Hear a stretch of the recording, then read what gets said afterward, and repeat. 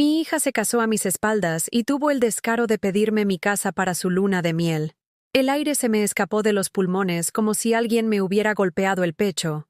Hoy, voy a contarte algo que nunca pensé que contaría. Y si tú, por un segundo, sientes que esto te parece familiar, solo te pido que dejes un like y te suscribas. Me va a ayudar a continuar desahogándome. Estaba regando mis geranios rojos en la terraza de mi casa en Guadalajara cuando sonó el teléfono.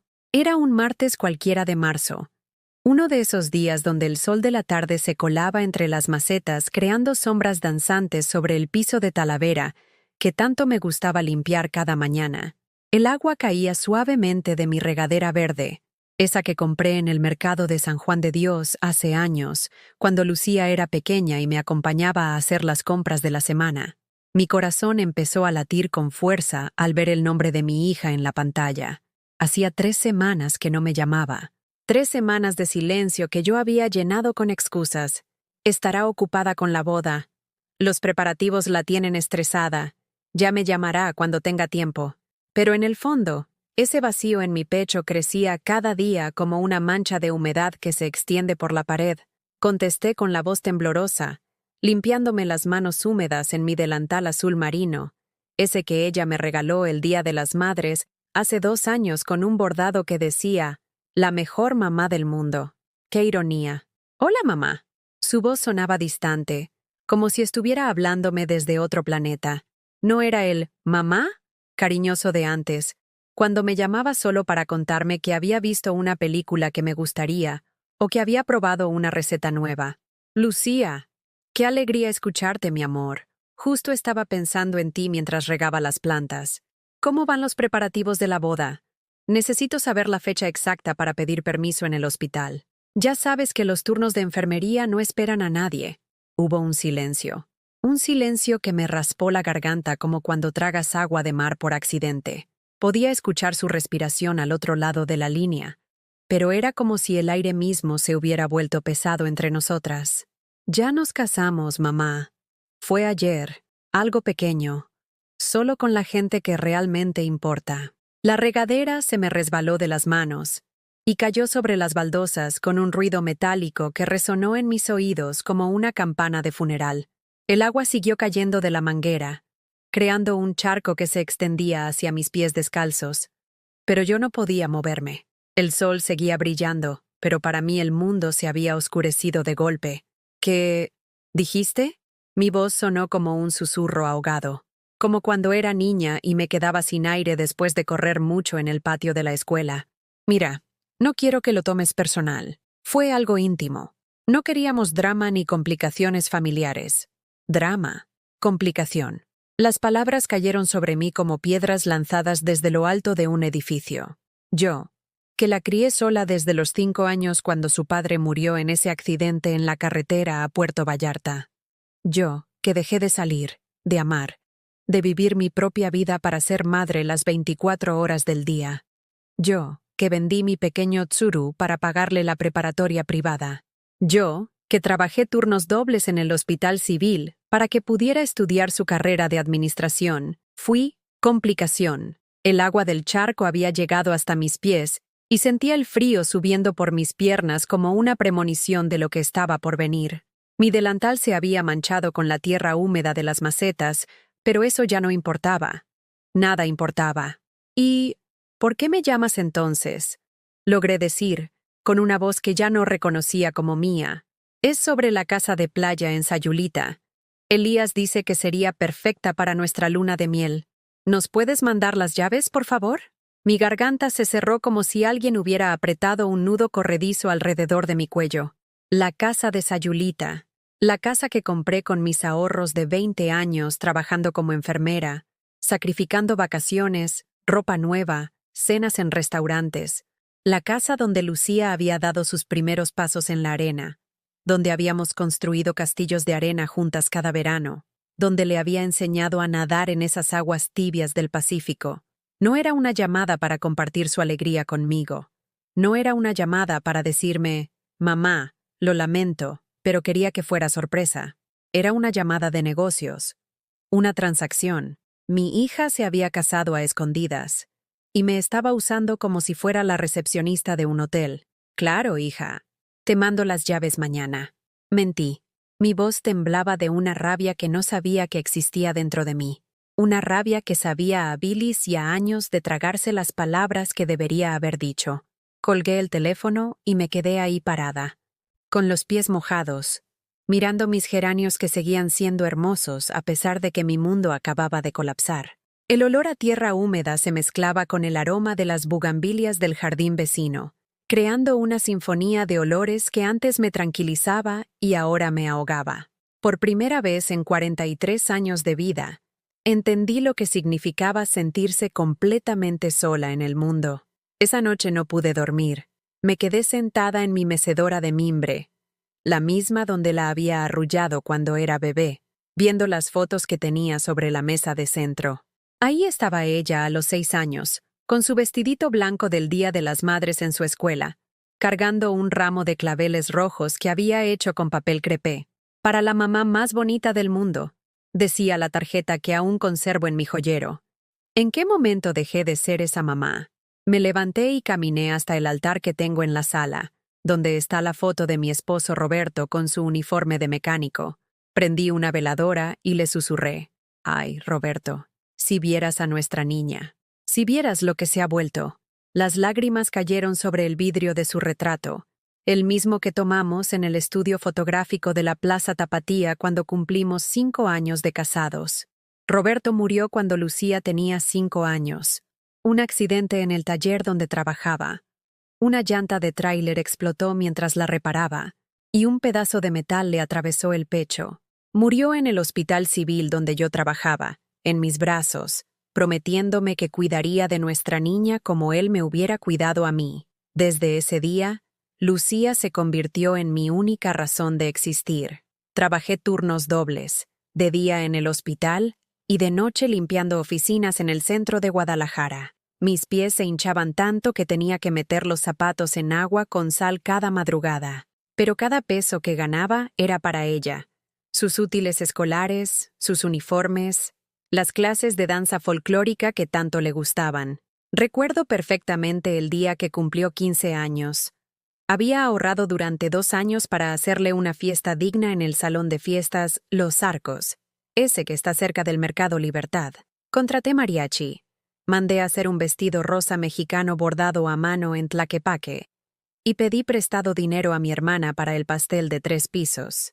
Lucía bailó el vals con el hijo de mi comadre Esperanza, y cuando me tocó el baile de la madre, me dijo al oído, «Gracias, mami. Eres la mejor mamá del mundo entero». ¿Cómo esas mismas manos que me abrazaron esa noche ahora no podían ni invitarme a su boda? A los 18 años quiso estudiar administración en la Universidad Panamericana, una de las más caras de Guadalajara. «Mamá, ahí estudian los hijos de los empresarios. Voy a hacer contactos importantes. Va a ser nuestra oportunidad de salir adelante», me decía con esos ojos brillantes que tenía cuando soñaba en grande. Vendí mi carrito, mi querido Tsuru azul que Roberto me había regalado de aniversario, ese carro que me llevaba al trabajo todos los días, que conocía cada bache de las calles de Guadalajara, que me había acompañado en las noches de desvelo cuando Lucía se enfermaba. Lo vendí sin pensarlo 2 veces. «¿Para qué quiero carros si tengo camiones?», le dije a Lucía cuando me preguntó si estaba segura. La verdad es que me dolió hasta el alma, pero su futuro valía más que mi comodidad. Empecé a tomar 2 camiones para llegar al hospital. Primero el 275 hasta la central camionera, después el 380 hasta el civil. 2 horas de ida, 2 horas de vuelta. Pero la veía feliz en su universidad, con sus libros nuevos, su mochila de marca, sus amigas de familias adineradas. Un día llegó a la casa muy emocionada. «Mamá, me invitaron a un viaje de estudios a Europa. Es una oportunidad única. Vamos a ver empresas internacionales, a hacer networking. Cuesta 40,000 pesos, pero piénsalo como una inversión en mi futuro». 40,000 pesos. Mi salario de enfermera de 4 meses. Me quedé callada, calculando en mi cabeza. Tendría que pedir un préstamo en el banco, empeñar las pulseras de oro que me había dejado mi madre, trabajar fines de semana cuidando enfermos particulares.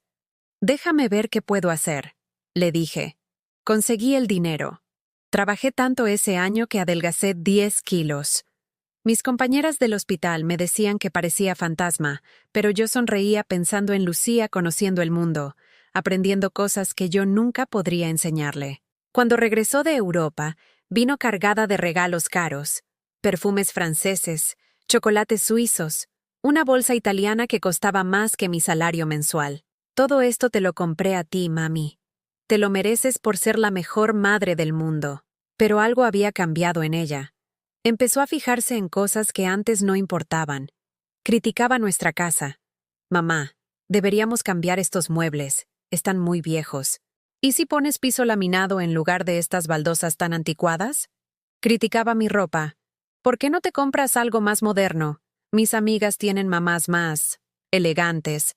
Un día trajo a una compañera de la universidad, una chica linda, bien vestida, que llegó en un BMW último modelo. Mientras merendábamos en la cocina, escuché que le decía a Lucía: «Tu mamá es muy linda, pero se nota que ha trabajado mucho. Mi mamá va al spa cada semana. Deberías convencerla de que se cuide más». Esa noche me vi en el espejo del baño.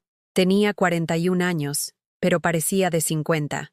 Mis manos estaban ásperas de tanto trabajar, mi cara cansada por los turnos nocturnos, mi cabello gris por el estrés de mantener sola una casa.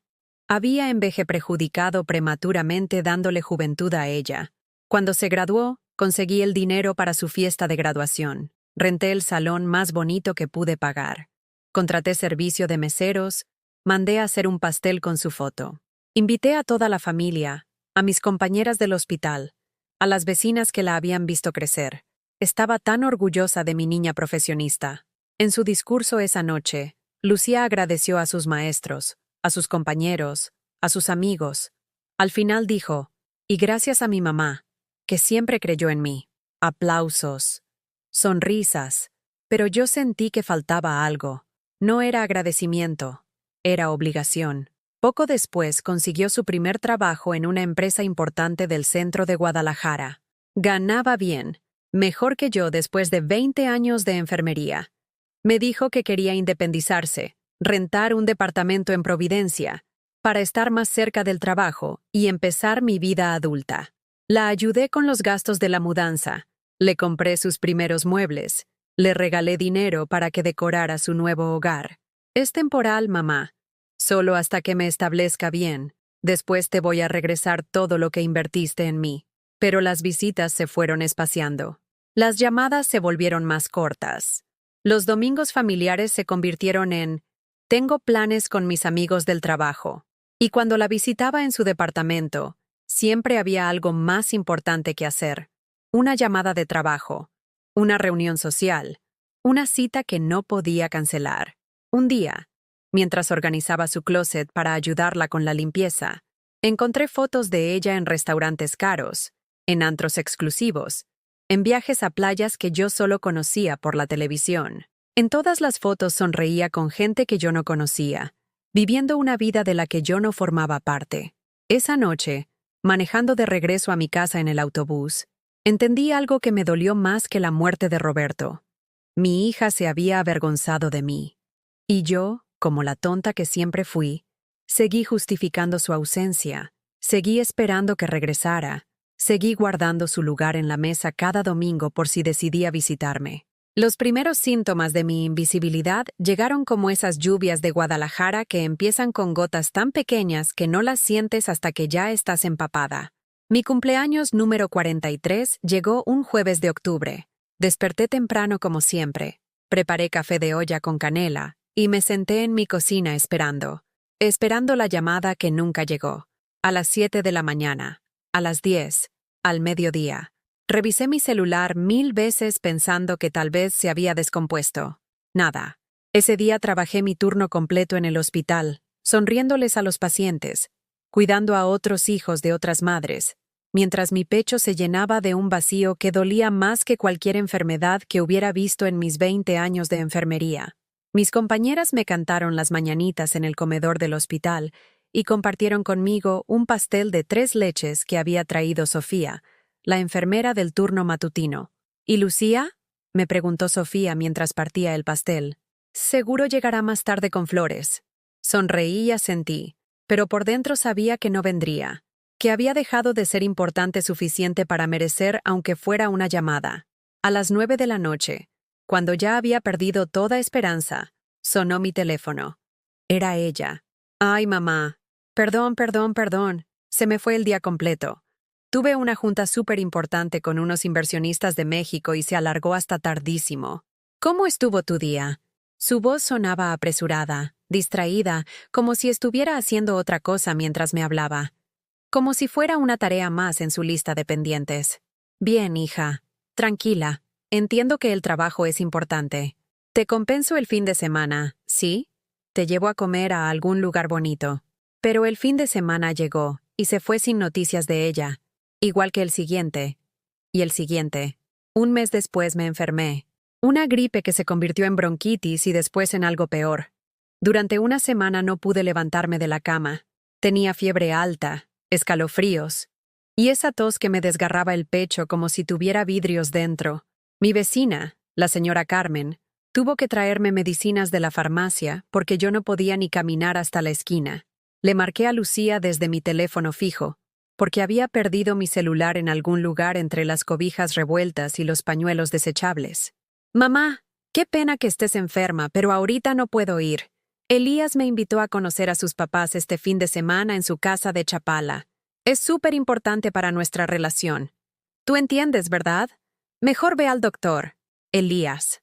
Ese nombre que había empezado a aparecer en nuestras conversaciones como una sombra que se hacía más grande cada día. ¿Y quién es Elías? Le pregunté, tratando de que mi voz no sonara tan débil. Es alguien especial. Te lo presento pronto, cuando tenga tiempo. Cuídate mucho, ¿sí? Colgó antes de que pudiera decirle que llevaba 4 días sin comer nada sólido, que tenía miedo de que fuera algo grave, que necesitaba que alguien me acompañara al doctor. La señora Carmen terminó llevándome al centro de salud, sosteniéndome del brazo mientras yo arrastraba los pies como una anciana. ¿Dónde está su hija?, me preguntó la doctora mientras revisaba mis pulmones con el estetoscopio. Ocupada con cosas importantes. Respondí, y hasta a mí me sonó patético. 2 semanas después, cuando ya me había recuperado, Lucía apareció en mi casa un domingo por la tarde. Pero no venía sola. Venía con él. Elías Martínez era exactamente el tipo de hombre que sabía que a Lucía le gustaría. Alto, de piel blanca, bien vestido, con esa sonrisa que se ve perfecta en las fotos pero que no llega a los ojos. Traía una camisa de lino beige y pantalones de vestir que probablemente costaban más que mi salario quincenal. Señora, es un honor conocerla, me dijo tomándome la mano con ambas manos, en ese gesto que hacen los políticos cuando quieren parecer sinceros. Lucía me ha contado tanto de usted. Es admirable cómo sacó adelante a su hija sola. Algo en su tono me incomodó. Era como si estuviera hablando de un perro callejero que había logrado sobrevivir en la calle. Admiración condescendiente. Pase, les hago un café. Mientras preparaba el café en mi cocina, los escuchaba hablar en la sala. Elías le estaba diciendo a Lucía algo sobre potencial de inversión y ubicación estratégica. Al principio pensé que hablaba de algún negocio, hasta que escuché claramente: la casa de Sayulita debe valer una fortuna ahorita. ¿Ya está a tu nombre o todavía la tiene tu mamá? Me quedé paralizada con la cafetera en la mano.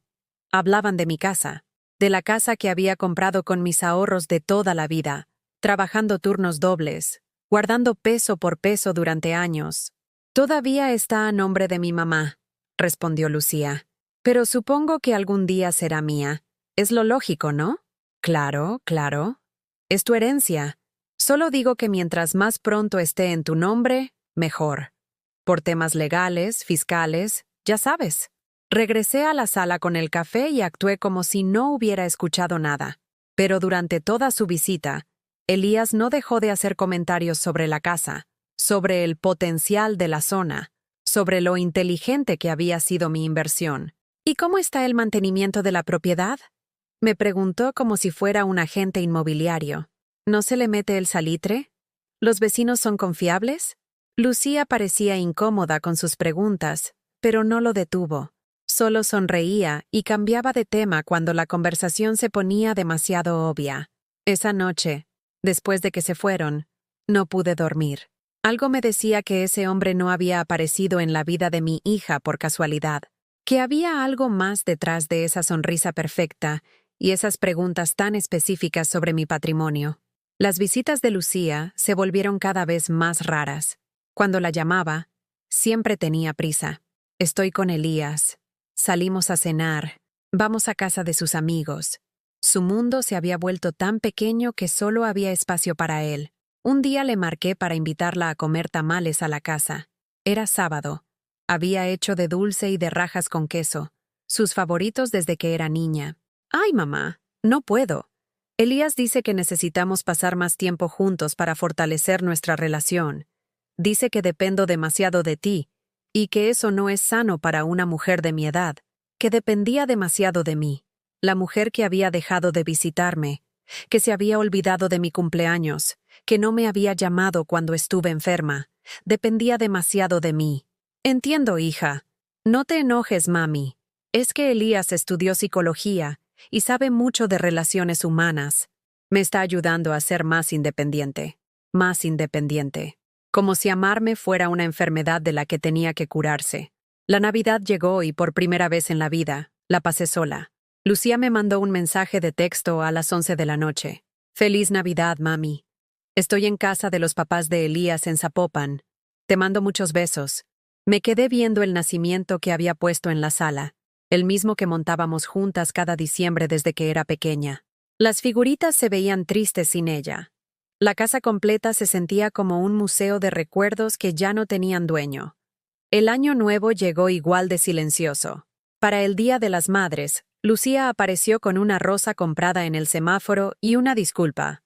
«Perdón, mamá, se me fue el tiempo. Pero tú sabes que te amo». Una rosa de semáforo. Después de 23 años de ser su madre, de sacrificar mi juventud, mi dinero, mis sueños. Una rosa marchita que alguien le había vendido por 10 pesos en la esquina.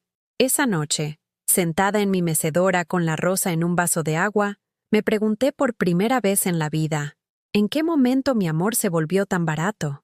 ¿En qué momento dejé de valer la pena para mi propia hija? El golpe final llegó una tarde de julio mientras limpiaba la casa de mi compadre Esteban. Había empezado a hacer trabajos de limpieza los fines de semana para ganar un dinero extra, no porque lo necesitara desesperadamente, sino porque las tardes solas en mi casa se habían vuelto insoportables. El silencio me gritaba más fuerte que cualquier ruido.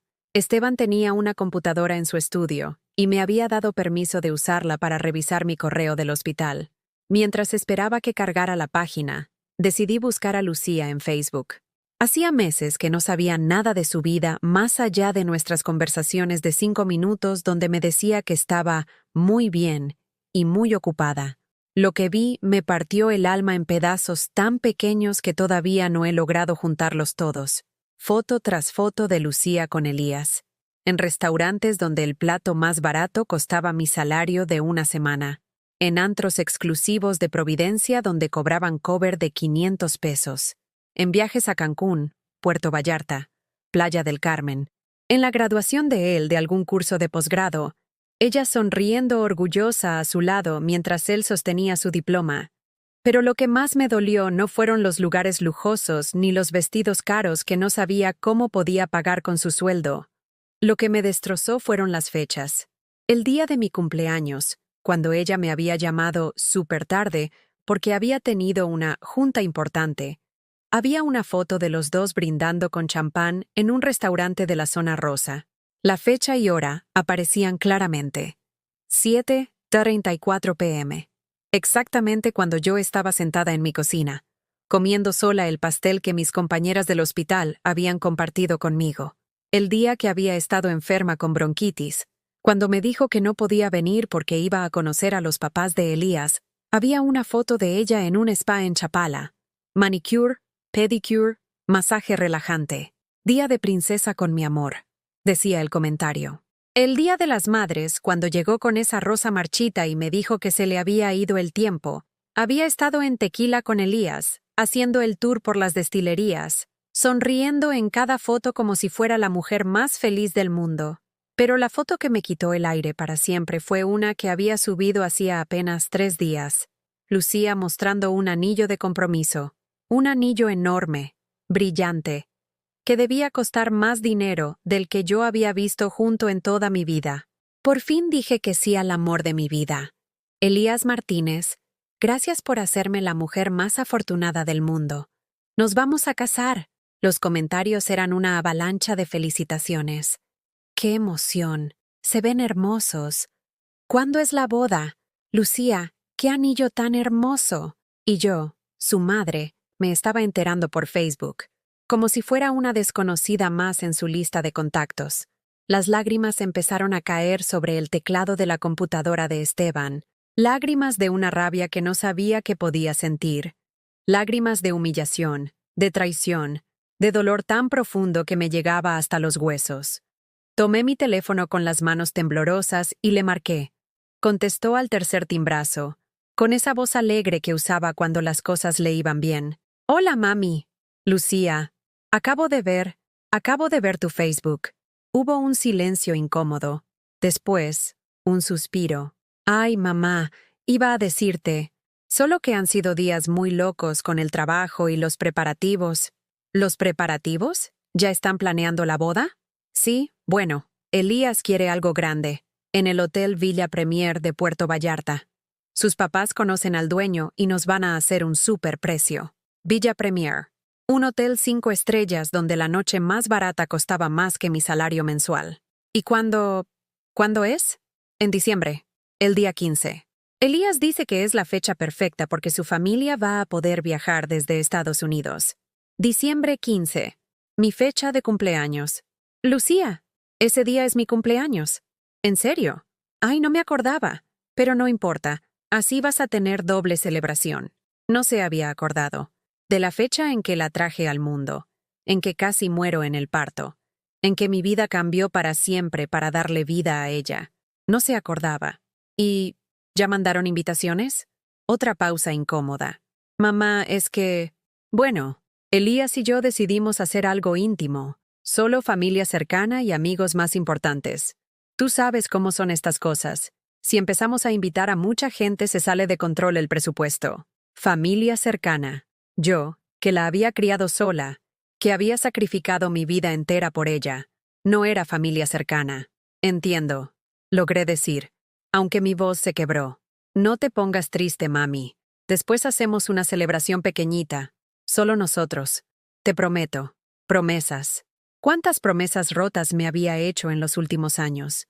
Esa noche no pude comer. Me senté en mi sala, viendo las fotos que tengo por toda la casa. Lucía en su primera comunión, sonriendo con su vestido blanco que me costó 2 meses de trabajo extra. Lucía en su graduación de secundaria, abrazándome fuerte mientras me decía, «Gracias por todo, mami». Lucía en su fiesta de 15 años, bailando conmigo mientras el mariachi tocaba Las golondrinas. ¿En qué momento esa niña que me amaba se había convertido en esta mujer que me veía como un estorbo? Al día siguiente, en mi turno del hospital, no pude concentrarme. Mis compañeras notaron que algo me pasaba. ¿Estás bien, Elena?, me preguntó Sofía mientras checábamos los medicamentos de la tarde. Mi hija se va a casar, les dije. ¡Qué maravilloso!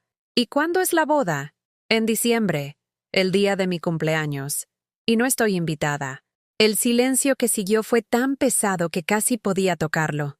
Sofía me abrazó sin decir nada, porque las mujeres que somos madres, sabemos que hay dolores que no tienen palabras. Esa tarde, cuando llegué a casa, encontré un sobre en mi puerta. Pensé que era alguna cuenta o propaganda, pero tenía mi nombre escrito a mano. Adentro había una foto y una nota. La foto era de Elías con otra mujer. Una mujer rubia, elegante, mayor que Lucía. Estaban besándose en lo que parecía ser el lobby de un hotel. La nota decía, «Señora Elena, creo que debe saber la verdad sobre el hombre con quien se va a casar su hija. Esta foto fue tomada la semana pasada. Él no sabe que lo conozco». Una amiga preocupada. Me senté en el piso de mi sala, sosteniendo la foto con manos que temblaban como hojas en el viento. No sabía si era real, si era un montaje, si alguien quería hacerme daño, pero algo en mi estómago me decía que era verdad. Guardé la foto en el cajón donde tengo los documentos importantes y no se la enseñé a Lucía. ¿Para qué? No me creería. Diría que alguien estaba tratando de arruinar su felicidad por envidia. Pero esa noche, por primera vez en meses, no me quedé despierta llorando. Me quedé despierta pensando en todas las veces que había dicho sí, cuando debía haber dicho no. Pensando en todas las veces que había aceptado migajas de cariño cuando merecía amor completo. Pensando en que tal vez era hora de dejar de mendigar el amor de mi propia hija. Al amanecer, tomé una decisión que cambiaría todo. No iba a regalar las llaves de mi casa de Sayulita. No iba a seguir siendo la madre conveniente que aparece cuando la necesitan y desaparece cuando estorba. Por primera vez en 43 años de vida, iba a pensar en lo que Elena quería, no en lo que Lucía necesitaba de mí. 3 días después de la llamada donde me pidió las llaves como si fuera la recepcionista de un hotel, Lucía se presentó en mi casa. No tocó la puerta. Usó la llave que le había dado años atrás para emergencias. Llegó como huracán, con esa energía nerviosa que tenía cuando las cosas no salían como ella quería. «Mamá, ¿qué pasó con las llaves? Ya es viernes y no las has mandado. Elías ya compró los boletos de avión para el lunes». Estaba parada en la entrada de mi sala, con un vestido blanco que costaba más que mi quincena, bolsa de diseñador al hombro, y esa mirada impaciente que había perfeccionado en los últimos años. La misma mirada que usaba cuando era adolescente y quería algo de mí. «Siéntate, Lucía. Tenemos que hablar. No tengo mucho tiempo. Elías me está esperando en el carro. Vamos a ver la iglesia para la ceremonia». Por supuesto. Elías estaba esperando. Siempre había alguien más importante esperándola. «Lucía, siéntate. Por favor». Algo en mi tono debió llamarle la atención porque dejó su bolsa en el sillón y se sentó en la orilla, como si estuviera lista para salir corriendo en cualquier momento. «Dime rápido, mamá. ¿Qué pasa? No voy a dar las llaves de la casa». Las palabras salieron de mi boca con una claridad que me sorprendió. Durante toda mi vida había sido la mujer que dice sí a todo, que se disculpa por existir, que negocia hasta que la otra persona se siente cómoda. Pero estas palabras salieron firmes, sin disculpas. Lucía parpadeó varias veces, como si no hubiera entendido. «¿Cómo que no vas a dar las llaves? Es solo una semana.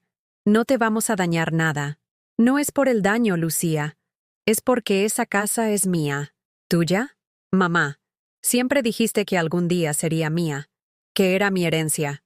Y lo será, cuando yo muera. Mientras esté viva, es mía». Su cara cambió.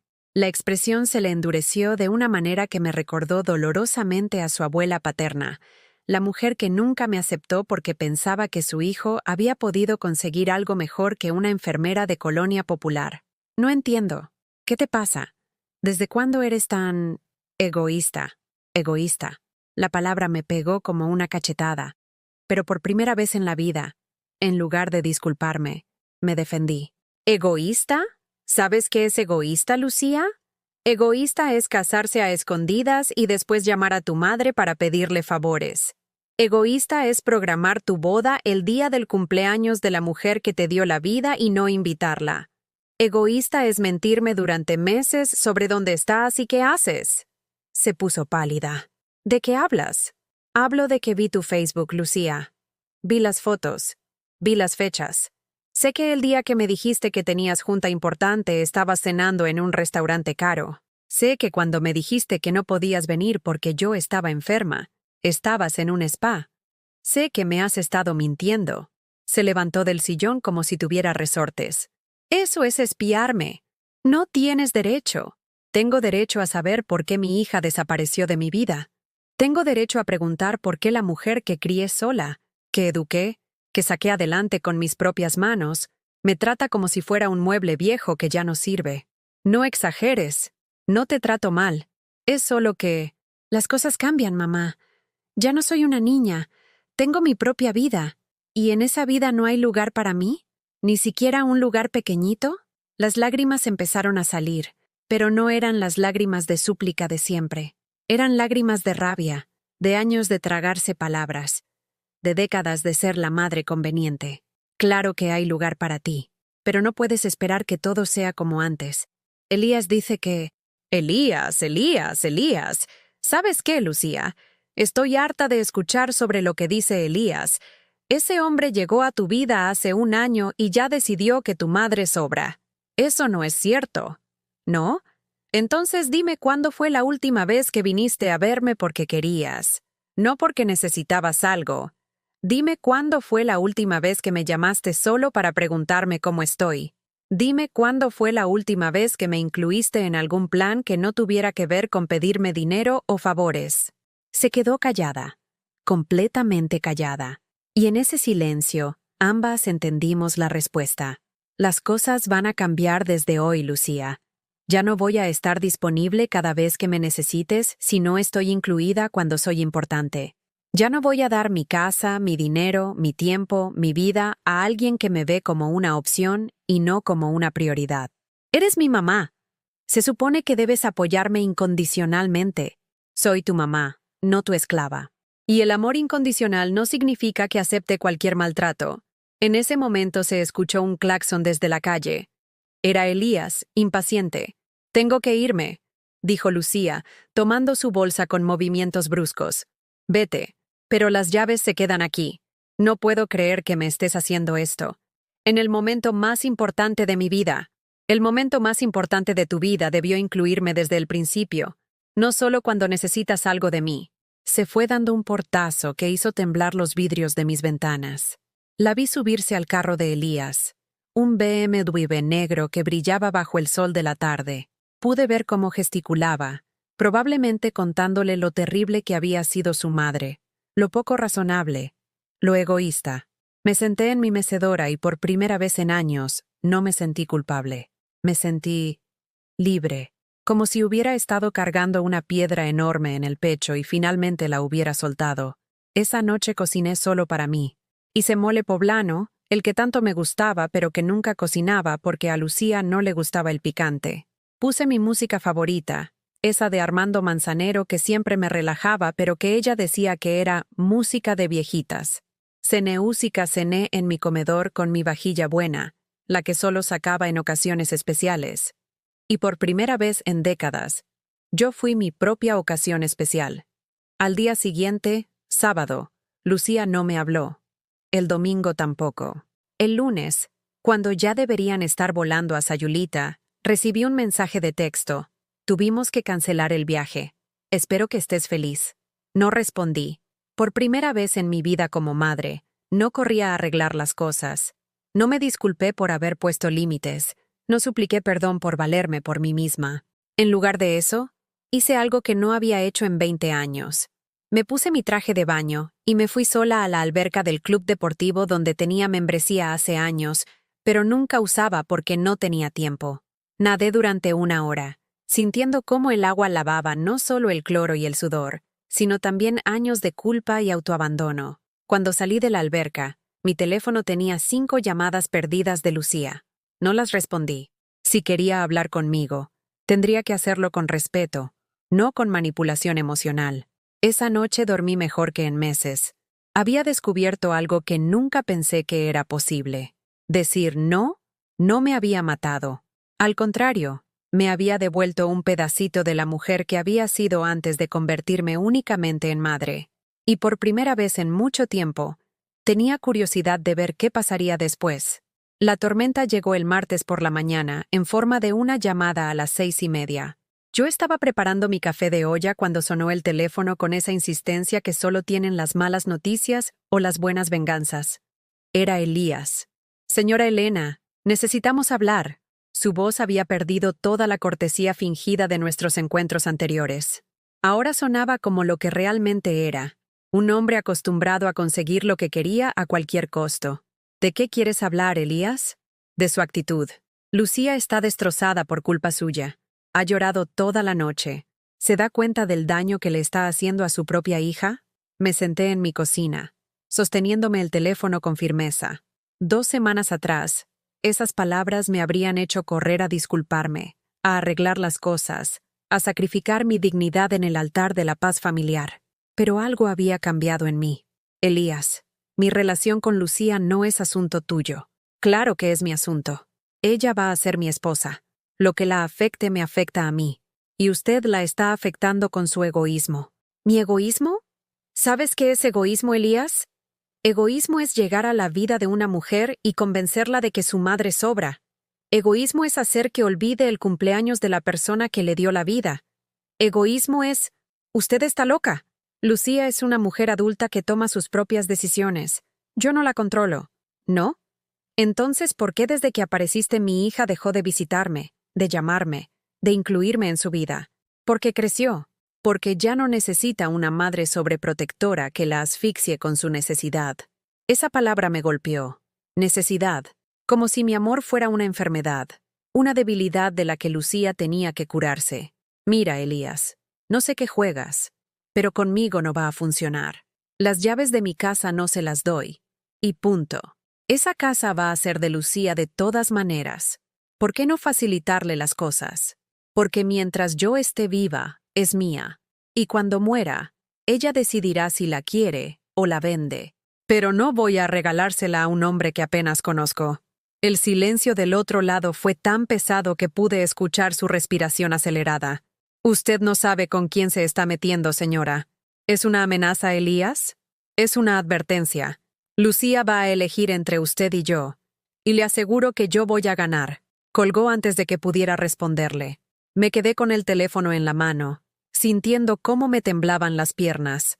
Por primera vez tenía miedo real, no de Elías, sino de perder a Lucía para siempre. Pero ya no podía echarme para atrás. No después de haber probado lo que se sentía respetarme a mí misma. 2 horas después, llegó Lucía. Esta vez no usó su llave. Tocó la puerta como si fuera una desconocida. Cuando abrí, tenía los ojos hinchados de tanto llorar. Pero su expresión era dura, determinada. ¿Podemos hablar? Claro. Pasa. Se sentó en el mismo sillón de siempre. Pero algo era diferente. Su postura, su manera de mirarme, como si estuviera evaluando a una enemiga. Mamá, vine a darte una última oportunidad. ¿Una oportunidad de qué? De comportarte como una madre normal. Elías y yo hablamos toda la noche. Él me ayudó a entender muchas cosas. ¿Qué cosas? Que tu comportamiento no es normal. Que una madre sana quiere ver a su hija feliz, no ponerle obstáculos. Que lo que estás haciendo es manipulación emocional. Cada palabra era como un clavo en mi ataúd. Mi propia hija, usando el lenguaje de ese hombre para diseccionarme, para convertir mi dolor en patología. Lucía, yo solo quiero respeto. No, tú quieres control. Quieres que siga siendo tu niñita para siempre, que no crezca, que no tenga vida propia. Elías me abrió los ojos. Me hizo ver que lo que tú llamas amor es en realidad posesividad tóxica. Posesividad tóxica. Las palabras salían de su boca, pero eran los pensamientos de él. Mi hija había desaparecido y en su lugar había una mujer que hablaba como psicóloga barata de programa de televisión. ¿Y qué propones, Lucía? Que busques ayuda. Que vayas con un psicólogo para que aprendas a soltarme. Que entiendas que ya no eres el centro de mi mundo. Nunca pedí ser el centro de tu mundo. Solo pedí seguir siendo parte de él. Eres parte, pero no puedes seguir esperando que seas la prioridad. No espero ser la prioridad. Espero ser importante. Hay una diferencia. Se levantó del sillón y empezó a caminar por la sala como animal enjaulado. Mira, mamá, esto puede ser fácil o difícil. Puedes aceptar que las cosas cambiaron y adaptarte, o puedes seguir con tu drama y perderte mi boda, mis hijos, mi vida completa. ¿Me estás chantajeando? Te estoy poniendo las cartas sobre la mesa. O das las llaves de la casa y paras con tu actitud, o no me vuelves a ver. El ultimátum cayó entre nosotras como una bomba. Mi hija me estaba pidiendo que eligiera entre mi dignidad y su amor. Y lo más triste era que parecía convencida de que tenía razón. Lucía, ¿escuchas lo que me estás diciendo? Me estás pidiendo que elija entre respetarme a mí misma o tenerte en mi vida. Te estoy pidiendo que elijas entre tu orgullo y tu hija. No es orgullo, Lucía. Es dignidad.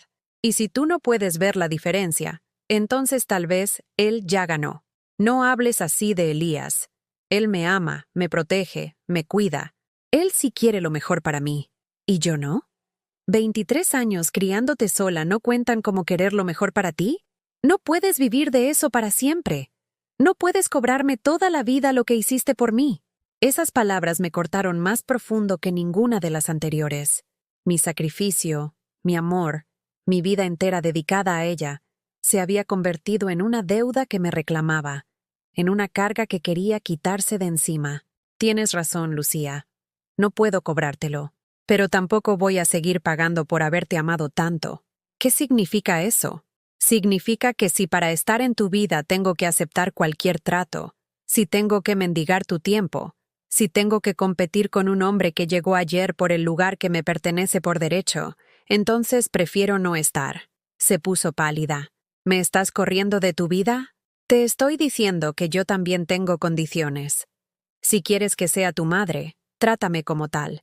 Si quieres mi casa, mi dinero, mi tiempo, entonces inclúyeme en tu alegría, no solo en tus necesidades. No puedo creer que me estés haciendo esto. No te estoy haciendo nada, Lucía. Solo estoy dejando de hacérmelo a mí misma. Se dirigió a la puerta con pasos firmes, pero antes de salir se volteó una última vez. Tienes una semana para pensarlo. Después de eso, voy a asumir que elegiste tu orgullo sobre tu hija. Se fue dejando la puerta abierta, como si quisiera que todo el barrio escuchara nuestro drama.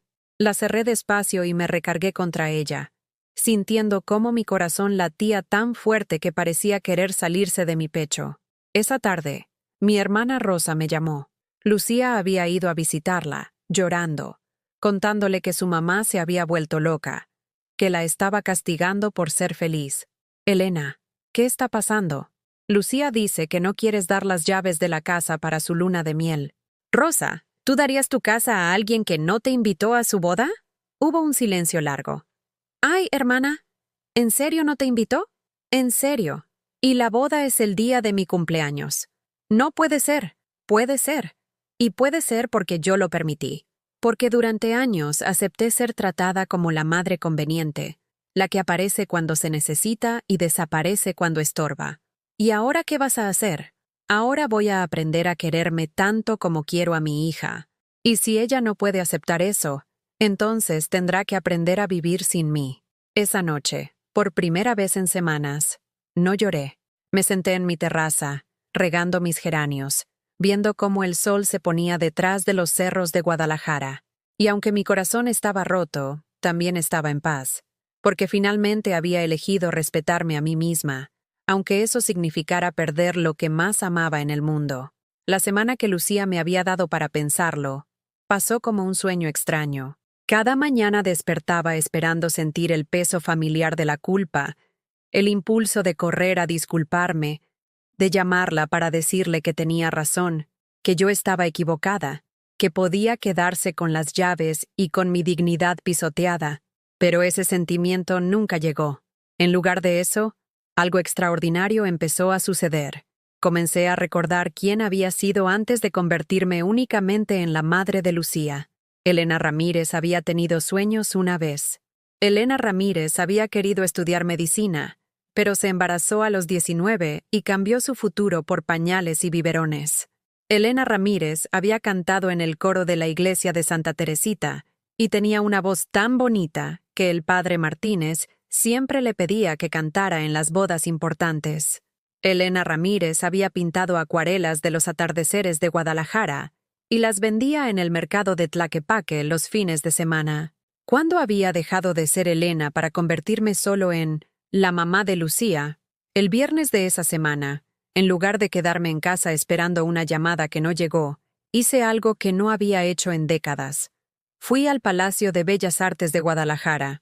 Había una exposición de pintores jaliscienses que quería ver desde hacía meses, pero siempre encontraba una excusa: que tenía que lavar la ropa, que Lucía podría llamar, que no tenía con quién ir. Me arreglé con mi vestido azul marino, el que había usado solo 3 veces porque Lucía decía que me hacía ver muy formal. Me puse mis aretes de perla que habían sido de mi madre, y salí de casa como si fuera a una cita importante. Y lo era. Era una cita conmigo misma. En el museo me encontré con Marta, una compañera del hospital que también había ido sola. Nos sentamos en el café del museo y por primera vez en años tuve una conversación que no giraba alrededor de los problemas de mi hija, de mis sacrificios como madre o de lo que Lucía necesitaba de mí. Hablamos de arte, de libros, de los lugares que queríamos conocer antes de ser demasiado viejas para viajar. Marta me contó que acababa de inscribirse en clases de baile de salón los sábados por la mañana. ¿Por qué no vienes conmigo el próximo sábado?, me propuso. Siempre necesitan mujeres para las clases. 2 semanas atrás habría dicho que no automáticamente. Que qué tal si Lucía necesitaba algo, que qué tal si me llamaba y yo no estaba disponible. Pero esa tarde, viendo los cuadros de colores vibrantes que colgaban de las paredes, me escuché decir: ¿sabes qué? Me encantaría. Esa noche llegué a casa con una energía que no había sentido en años. Me serví una copa del vino que guardaba para ocasiones especiales y me senté en mi terraza a ver las estrellas. No había ocasión especial, pero yo estaba viva, y eso ya era suficiente motivo para celebrar. El sábado en la mañana, en lugar de limpiar la casa esperando que Lucía apareciera de sorpresa, me fui a las clases de baile. El salón estaba en un edificio colonial del centro histórico, con techos altos y ventanas grandes por donde entraba la luz dorada de la mañana. El instructor era un hombre mayor, elegante, que nos enseñó los pasos básicos del danzón con una paciencia infinita. Cuando me tocó bailar con él, me dijo: «Señora, tiene usted ritmo natural. ¿Había bailado antes?» «Hace mucho, mucho tiempo», le respondí. «Cuando era joven. El cuerpo no olvida», me sonrió. «Solo necesita que le recuerden». Esas palabras se me quedaron grabadas toda la semana. Mi cuerpo no había olvidado el placer de moverse con música, de sentirse elegante, de ser vista como algo más que una función maternal. Solo necesitaba que me recordaran que yo seguía existiendo debajo de todos esos años de sacrificio. El domingo, día en que tradicionalmente esperaba que Lucía viniera a comer, decidí hacer algo diferente. Preparé un pozole rojo, mi especialidad, pero esta vez invité a mis vecinas, la señora Carmen, que me había cuidado cuando estuve enferma, Esperanza, que siempre me saludaba con cariño, y Dolores, cuyo esposo había muerto el año anterior y que también sabía lo que era estar sola. Por primera vez en décadas, mi comedor se llenó de risas que no tenían que ver con complacer a mi hija. Hablamos de nuestras vidas, de nuestros miedos, de nuestros sueños. Dolores nos contó que se había inscrito en un curso de computación para aprender a usar el Internet. Mi nieta me dice que puedo hacer videollamadas con mi hermana que vive en Tijuana, nos contó emocionada. Carmen confesó que siempre había querido aprender a manejar, pero que su esposo nunca la dejó. Ahora que tengo 65 años, ¿será muy tarde? Nunca es tarde para nada, le dije, y me sorprendí de la convicción en mi propia voz. Esa tarde, cuando mis amigas se fueron, no me sentí sola. Me sentí acompañada por algo que había perdido sin darme cuenta. Mi propia compañía. Por primera vez en años, disfruté estar conmigo misma. El lunes, una semana exacta después del ultimátum de Lucía, sonó el teléfono. Era ella. «Mamá, se acabó tu tiempo». «¿Ya decidiste?» Su voz sonaba fría, calculada, como si fuera una ejecutiva cerrando un negocio. «Sí, Lucía. Ya decidí». «Bien. ¿Cuándo puedo pasar por las llaves?» «No puedes». Hubo un silencio tan largo que pensé que había colgado. «¿Perdón?» «Decidí que no voy a darte las llaves. Y decidí algo más importante, que no voy a seguir mendigando un lugar en tu vida». «Mamá». «No, Lucía. Déjame terminar. Durante 23 años fui la madre que tú necesitabas. La que trabajaba 2 turnos para pagarte la escuela. La que vendió su carro para pagarte la universidad. La que se quedó despierta cuando tenías fiebre. La que celebró cada uno de tus logros como si fueran míos. Ya sé todo eso, pero ahora vas a escuchar lo que yo necesito. Necesito una hija que me incluya en su alegría, no solo en sus emergencias. Necesito una hija que me presente con orgullo a su novio, no que me esconda como si fuera una vergüenza. Necesito una hija que recuerde mi cumpleaños y no programe su boda el mismo día. Eso no fue a propósito, ¿no? ¿Y las mentiras sí fueron a propósito? ¿Las veces que me dijiste que tenías junta cuando estabas de paseo? ¿Las veces que me dijiste que no podías venir porque estabas ocupada y estabas divirtiéndote? Eso es diferente. No, Lucía. Eso es exactamente lo mismo. Es tratarme como si mi tiempo no importara, como si mis sentimientos no fueran válidos, como si yo existiera únicamente para servirte cuando me necesitas. Su llanto empezó suave. Después se volvió un sollozo que me partió el corazón. Pero esta vez no corrí a consolarla. Esta vez esperé a que se calmara. ¿Qué quieres que haga, mamá? ¿Quieres que cancele mi boda? ¿Quieres que deje a Elías? Quiero que me respetes. Quiero que entiendas que el amor no significa aceptar cualquier trato. Quiero que te des cuenta de que una madre también puede poner límites. Pero yo te amo. Yo también te amo, Lucía. Pero ya no me amo tampoco como para aceptar las migajas de tu cariño. ¿Y si no puedo darte lo que pides? La pregunta quedó flotando en el aire como una mariposa herida. Era la pregunta que las dos sabíamos que tenía una respuesta terrible. Entonces tendrás que aprender a vivir sin mí. Y yo tendré que aprender a vivir sin ti. No puedes hablar en serio. Hablo completamente en serio, mi amor. Y espero que algún día entiendas que esto no es crueldad. Esto es amor propio. Algo que tú me enseñaste que era posible cuando me dijiste que ya no era el centro de tu mundo. Colgué el teléfono y me quedé sentada en mi cocina, viendo cómo el sol se filtraba por las cortinas de encaje que había hecho años atrás, cuando todavía tenía tiempo para las manualidades. Por primera vez desde que comenzó esta pesadilla, no lloré. En lugar de eso, tomé una hoja de papel y empecé a escribir una lista. No de las cosas que tenía que hacer para recuperar el amor de mi hija, sino de las cosas que quería hacer para recuperar mi propia vida. Aprender a manejar, retomar las clases de pintura, viajar a Oaxaca a conocer los talleres de artesanías que siempre había querido visitar. Tal vez incluso estudiar esa carrera en arte que había abandonado cuando me embaracé. Por primera vez en décadas, Elena Ramírez tenía planes que no dependían de nadie más que de ella misma, y se sentía como libertad. 6 meses después, estaba sentada en la terraza de mi casa en Sayulita, viendo el atardecer del Pacífico mientras pintaba la marina que tenía frente a mí. Mis manos, que habían olvidado el peso de los pinceles, ahora se movían con la seguridad de quien ha recuperado una parte perdida de sí misma. La casa estaba exactamente como la recordaba, pero yo era completamente diferente. Había venido sola, por primera vez en décadas, sin esperar que nadie más diera sentido a mi experiencia. El viaje en autobús desde Guadalajara había sido una meditación de 4 horas sobre lo que significaba pertenecer a una misma. Esos meses habían sido una montaña rusa emocional.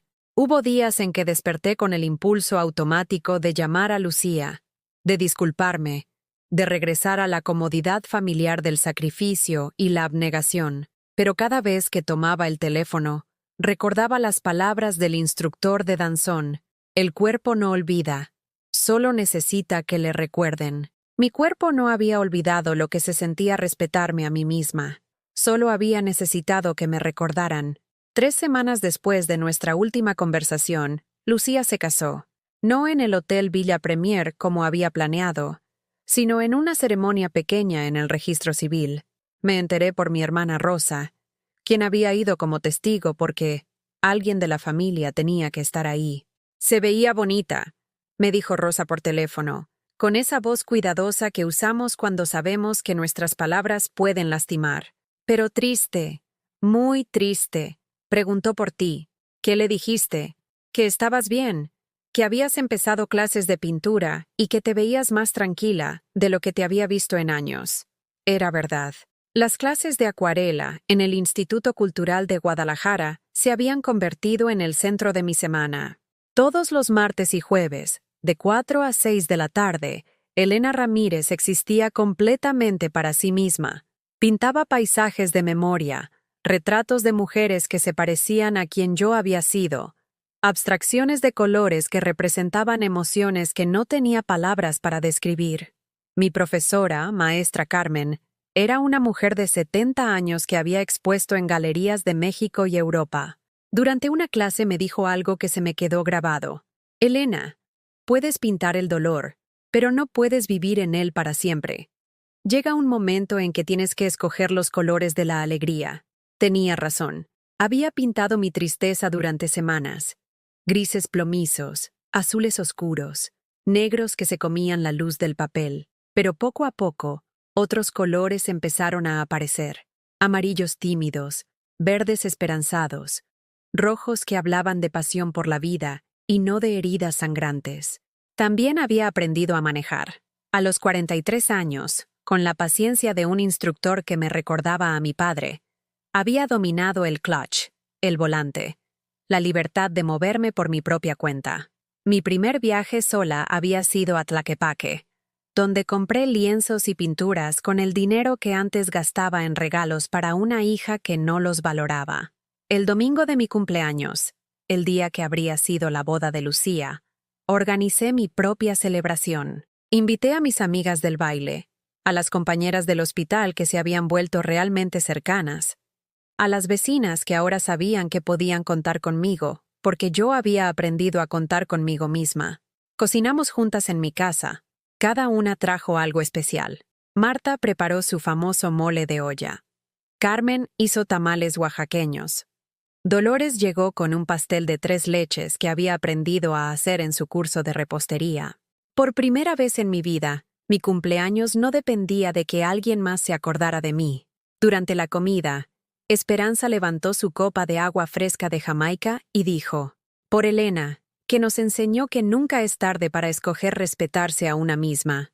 Todas brindamos, y yo sentí algo que no había experimentado en décadas. Pertenecía a una comunidad que me había elegido por quien yo era, no por lo que podía darles. Esa noche, mientras recogíamos los platos y reíamos de los chistes que Carmen contaba sobre sus primeras clases de manejo, sonó mi teléfono. Era un número que no reconocí, pero algo me hizo contestar. «¿Mamá?» Era Lucía. Su voz sonaba diferente, más madura, más quebrada. «Hola, mi amor. Yo quería llamarte en tu cumpleaños. Sé que es tu cumpleaños. Gracias. ¿Cómo estás?» «Estoy bien, Lucía. Muy bien, de hecho». Hubo un silencio largo. Podía escuchar su respiración nerviosa al otro lado de la línea. «Mamá, creo que me equivoqué. Con muchas cosas». Mi corazón se aceleró, pero no con la esperanza desesperada de antes. Esta vez fue con curiosidad cautelosa. «¿Qué pasó?» «Elías no es lo que yo pensaba. Después de la boda, cambió. Se volvió controlador, posesivo. Me alejó de Rosa también. Después de alejarte de ti, me di cuenta de que su problema no eras tú. Su problema soy yo teniendo gente que me quiera». «¿Estás bien? ¿Te ha lastimado?» «No físicamente. Pero, mamá, me siento tan sola. Me siento como si hubiera perdido a todo el mundo que me importaba por un hombre que ni siquiera me conoce realmente. ¿Y qué vas a hacer?» «No sé. Me da miedo estar sola. Me da miedo que sea demasiado tarde para arreglar las cosas contigo». Me senté en mi mecedora, viendo a mis amigas que terminaban de lavar los platos en mi cocina, escuchando sus risas, sintiendo el calor de la comunidad que había construido. «Lucía, nunca es demasiado tarde para empezar a tratarse con dignidad, pero esta vez vas a tener que hacerlo tú sola. Yo ya no voy a rescatarte». «¿Qué significa eso?» «Significa que si decides dejar a Elías, lo haces porque tú decidiste que mereces mejor, no porque yo te lo diga. Significa que si quieres reconstruir nuestra relación, vas a tener que aprender a respetarme, no esperar que yo baje mis límites para acomodarte. ¿Me perdonarías?» «Mi amor, yo ya te perdoné. Me perdoné a mí misma por permitir que me trataras mal durante tanto tiempo. Ahora tienes que perdonarte tú. ¿Podríamos vernos pronto? Cuando estés lista para verme como tu madre, no como tu empleada emocional. Cuando estés lista para una relación de 2 personas que se respetan mutuamente, no de una persona que da y otra que solo toma. Entiendo. Creo. Te amo, Lucía. Siempre te voy a amar, pero ahora también me amo a mí misma. Y eso no es negociable». Después de colgar, regresé a la cocina donde mis amigas habían dejado todo limpio y me esperaban con té de manzanilla y más plática. No les conté sobre la llamada inmediatamente, pero Carmen, con esa intuición que tienen las mujeres que han vivido mucho, me preguntó: «¿Estás bien, Elena? Te veo pensativa». «Estoy bien», le dije. Y era verdad. Solo estoy aprendiendo que a veces el amor más grande que puedes dar es enseñarle a alguien a amarse a sí mismo. Ahora, 6 meses después, pintando este atardecer en Sayulita, pienso en todo lo que he aprendido. Lucía y yo nos hemos visto 3 veces. Encuentros cortos, cuidadosos, donde ella está aprendiendo a conocer a la mujer que soy ahora y yo estoy aprendiendo a confiar otra vez en la hija que está tratando de ser. Dejó a Elías hace 2 meses. Se mudó a un apartamento pequeño y está yendo a terapia. No me pidió dinero, no me pidió que la rescatara, no me pidió que resolviera su problema. Me pidió consejos y respetó cuando le dije que algunas decisiones tenía que tomarlas sola. Es un inicio. No sé si llegaremos a tener la relación cercana que una vez tuvimos, pero ya no dependo de eso para ser feliz. Mi felicidad ahora tiene muchas fuentes. Mi pintura, mis amigas, mis clases de baile, los viajes que planeo hacer, los libros que leo, las conversaciones que tengo conmigo misma en las mañanas mientras tomo café. Termino mi pintura justo cuando el sol toca el horizonte. Es una marina llena de colores cálidos, de luz dorada que se refleja en las olas. No hay tristeza en esta pintura. Hay serenidad, hay belleza. Hay una mujer que finalmente aprendió que no necesita mendigar amor para ser valiosa. Me levanto, guardo mis pinceles y camino hacia mi casa. Mañana regreso a Guadalajara, a mi nueva vida, a la mujer que decidí ser cuando dejé de vivir únicamente para otros. Y por primera vez en décadas, ese futuro no me da miedo, me emociona. ¿Has vivido algo parecido? ¿Conoces a alguien que haya tenido que elegir entre su dignidad y el amor de un familiar? Cuéntamelo en los comentarios. Si esta historia te llegó al corazón, déjame tu like y suscríbete al canal. Tal vez este mensaje llegue a alguien que necesita escuchar que merece ser amada con respeto, no solo con necesidad.